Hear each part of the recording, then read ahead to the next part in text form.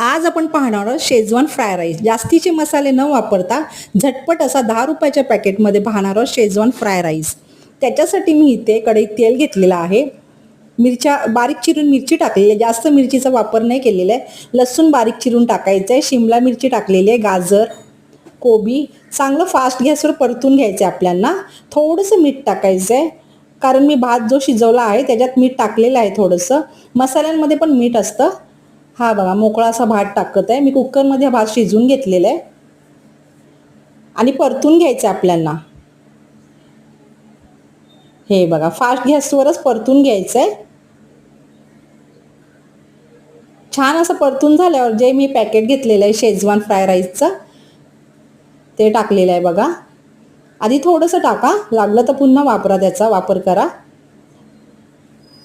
छानपैकी परतायचे आपल्याला. Fast gas ठेवायचा आहे आणि भात फास्ट गॅसवर परतून घ्या. हे बघा, असं छानपैकी कढईत परतून घ्या भात.